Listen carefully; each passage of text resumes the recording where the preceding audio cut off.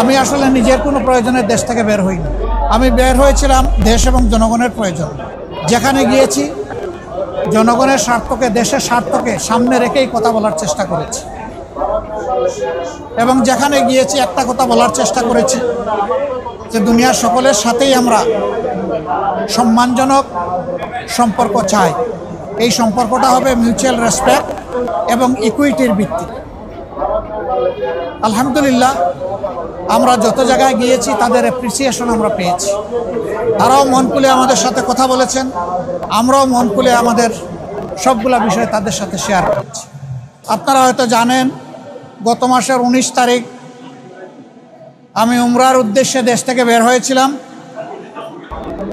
3 দিনে উমরা সম্পন্ন করার পরে 22 তারিখ সকাল 9টায় আমেরিকার JFK এয়ারপোর্টে আল্লাহর মেহেরবানিতে আমি পৌঁছি এবং সেখানে 8 দিন আমি বিভিন্ন স্তরে সরকারি, বেসরকারি, গুরুত্বপূর্ণ সংস্থা এবং ব্যক্তিদের সাথে বৈঠকে মিলিত হই।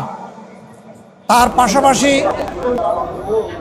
বিপুল সংখ্যক বাংলাদেশি যুক্তরাষ্ট্রে যারা বসবাস করেন, অল্প সময়ের মধ্যে 4টা শহর আমার পক্ষে যাওয়া সম্ভব হয়েছিল। নিউ ইয়র্ক, বাফেলো, মিশিগান এবং সর্বশেষ ছিল ওয়াশিংটন DC।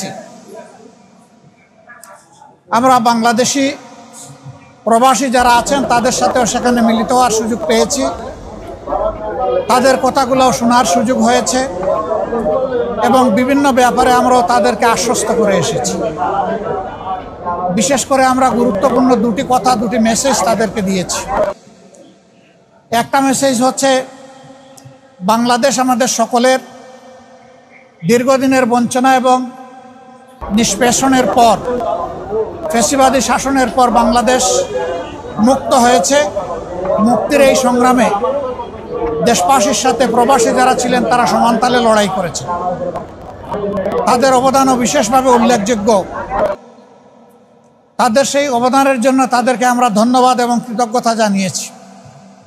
আর আমরা বলেছি, প্রবাসীদের সবচেয়ে বড় অধিকার ভোটের অধিকারটা ছিল না। এবার এ দাবি সবার আগে আমরাই তুলেছিলাম এবং আমরা এই দাবি ছেড়ে দেইনি। আমরা এই দাবি নিয়ে প্রধান উপদেষ্টা, নির্বাচন কমিশন সহ গুরুত্বপূর্ণ সকল জায়গায় প্রবাসীদের হয়ে কথা বলেছি। আমরা সরকার এবং নির্বাচন কমিশনকে ধন্যবাদ জানাই। এই প্রথমবারের মতো ব্যাপক ভিত্তিক বিদেশিদেরকে ভোটার তালিকায় যারা প্রবাসী আমাদের, তাদেরকে সম্পৃক্ত করার তারা উদ্যোগ নিয়েছেন। কিন্তু সেখানে কিছু সমস্যা রয়ে গিয়েছে। অক্টোবরের 30 তারিখ পর্যন্ত সময় বেঁধে দেওয়া হয়েছিল।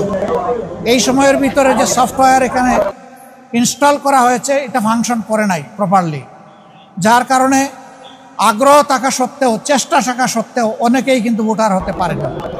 আমাদের দাবি থাকবে নির্বাচন কমিশনের কাছে কমপক্ষে আরও 15 দিন এই সময় বর্ধিত করা হোক এবং যে জটিলতাগুলো রয়েছে সেগুলা সহজ করে তাদেরকে ভোটার হওয়ার সুযোগ তৈরি করে দেওয়া হোক। আরও কিছু সমস্যা আছে, কিছু শর্ত জুড়ে দেওয়া হয়েছে। আমরা বলবো, একজন নাগরিকের প্রমাণের জন্য তার আইডি কার্ড, ন্যাশনাল আইডি যথেষ্ট। তার পাশাপাশি যদি তার একটা পাসপোর্ট থাকে, ভ্যালিড পাসপোর্ট, তাহলে আর কিছুরই প্রয়োজন হয় না। সেখানে কোথায় কারেন্টের বিলকে দিল, পানির বিলকে দিল কি দিল না, হোল্ডিং ট্যাক্স দিল না, অনেকের 10-20 বছর ধরে দেশের বাইরে আছে, তারা এগুলো ব্যবহারও করে না, বিলও দেয় না, বিল দেওয়ার প্রয়োজনও হয় না। সেগুলোও শর্ত জুড়ে দেওয়া হয়েছে। আমরা এগুলাকে সহজ করার জন্য আহ্বান জানাব।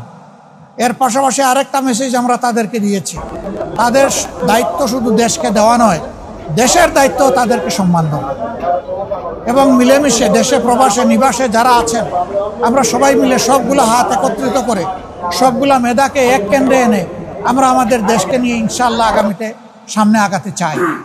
এই জন্য আমরা বলেছি, জাতীয় সংসদ সহ সরকার পরিচালনা এবং দেশ গঠনের সর্বক্ষেত্রে প্রপোর্শনেট হারেই প্রবাসীরা ইনশাআল্লাহ তারা সেখানে অংশগ্রহণ করবেন। তাদের সেই জায়গাটা নিশ্চিত করা হবে ইনশাআল্লাহ। এটা হয়তো সময় লাগবে, এটা আজকেই বললে আজকেই হবে না, কিন্তু এটি আমাদের স্বপ্ন। স্বপ্ন বুনলে একদিন আল্লাহ তাআলা বাস্তবায়ন করবেন ইনশাআল্লাহ। আমরা সেই স্বপ্নের দিকে আগাবো আল্লাহ চাই।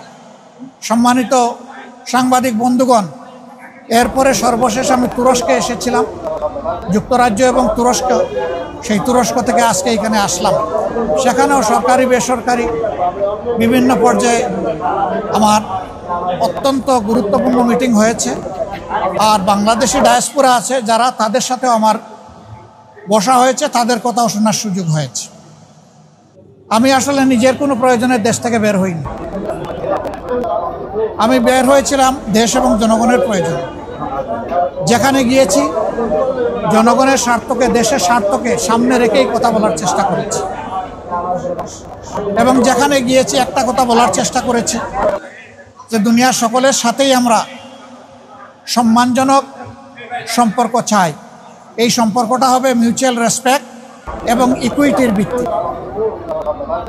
আলহামদুলিল্লাহ, আমরা যত জায়গায় গিয়েছি তাদের অ্যাপ্রিসিয়েশন আমরা পেয়েছি। তারাও মন খুলে আমাদের সাথে কথা বলেছেন, আমরাও মন খুলে আমাদের সবগুলা বিষয় তাদের সাথে শেয়ার করেছি। আল্লাহ তাআলার কাছে দোয়া করি এই সফরে যে সমস্ত পদক্ষেপ নেওয়া হয়েছে অথবা আলাপ আলোচনা হয়েছে সেগুলা যেন দেশ এবং জাতির কল্যাণে নিয়োজিত হয়। কোনো ব্যক্তি নয়, গোষ্ঠী নয়, দল নয়, দেশ এবং জাতির জন্য উপকার হয়। আপনারা এত সকালে এখানে কষ্ট করে এসেছেন, আমি সবাইকে ধন্যবাদ জানাবার আগে আরেকবার আপনাদের আন্তরিক সহযোগিতা কামনা করব। আসলে আপনারা জাতির, ব্যক্তিগতভাবে জাতির বিবেক, আর আপনাদের হাউসগুলো দর্পণ। আমরা সমাজের এই দর্পণ এবং জাতির বিবেকের কাছে দেশ গড়ার অভিযাত্রায় জামাতে ইসলামী যে সমস্ত কর্মসূচি ঘোষণা করছে যা দেশ এবং জাতির কল্যাণে, আমরা এই সবগুলোতে আপনাদেরকেও আমাদের সাথে চাই। কারণ আপনারা এই সমাজ থেকে বিচ্ছিন্ন নন, আপনারা শুধু সাংবাদিক নন, আপনারা এই দেশের নাগরিকও। অতএব আমরা যে নাগরিক অধিকারটা নিশ্চিত করে একটা মানবিক বাংলাদেশ করতে চাই, বৈষম্যহীন বাংলাদেশ করতে চাই, এই ক্ষেত্রে আপনাদের ভূমিকা হবে অগ্রগণ্য, সেটা আমরা প্রত্যাশা রাখি। কারণ সাংবাদিকরা যখন জাতির কল্যাণের সিদ্ধান্ত নেন, জাতি তখন কল্যাণের পথ খুঁজে পায়। আল্লাহ রাব্বুল আলামিন আপনাদেরকে জাতির কল্যাণে কবুল করুন। সবাইকে আরেকবার ধন্যবাদ। আসসালামু আলাইকুম রহমতুল্লাহ।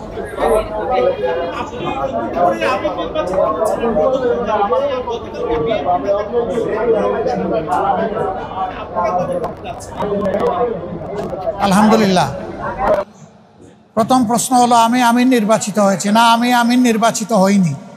আমার সহকর্মীরা আমার উপর একটা দায়িত্বের ভার অর্পণ করছে। এই দায়িত্বটা বড় ভারী। আপনারা দোয়া করবেন দেশ এবং দিনের জন্য এই দায়িত্ব পালনে আল্লাহ যেন আমাকে সাহায্য করেন। আর পাশাপাশি আমি আপনাদেরও সহযোগিতা চাই। বিএনপি তারাও চূড়ান্ত তালিকা প্রকাশ করেনি।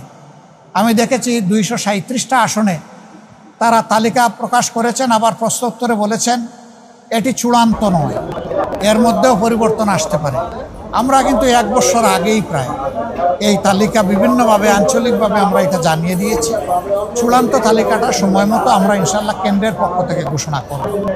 তবে যেহেতু আমরা একা ইলেকশন করব না, আরও অনেককে আমরা ধারণ করব, দেশ এবং জাতির স্বার্থে সব দিক বিবেচনা করেই চূড়ান্তভাবে যথাসময় ইনশাল্লাহ আমরা প্রার্থী ঘোষণা করব।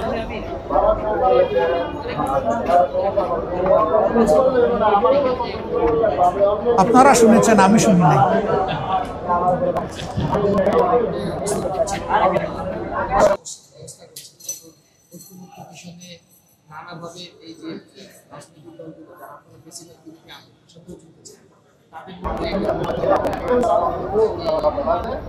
আমি বুঝতে পেরেছি যে মতানৈক্য কেন। আমাদের মধ্যে মতানৈক্য হোক, তবে দোয়া করেন মত বিরোধ যেন না হয়। মতের ভিন্নতা থাকবে, এটাই গণতন্ত্রের সৌন্দর্য। সব দল তো এক দল নয়, সবগুলা দল ভিন্ন ভিন্ন, তাদের দৃষ্টিভঙ্গিতেও কিছু পার্থক্য থাকবে, এটাই স্বাভাবিক। আমরা সকলের মতকে শ্রদ্ধার সাথে দেখি। তবে আমরা নিজেরা যে মতটা প্রকাশ করি, আমরা চেষ্টা করি চিন্তা ভাবনা করে জাতির স্বার্থেই সেই মতগুলো প্রকাশ করা। অতএব মতানৈক্য এটা ডেমোক্রেসির সৌন্দর্য। এটার জন্য এখানে বিরোধ লেগে গেছে অথবা অনেককে একেবারে দেশ অস্থির হয়ে গেছে, আমরা এটুকু চিন্তা করতে রাজি নই।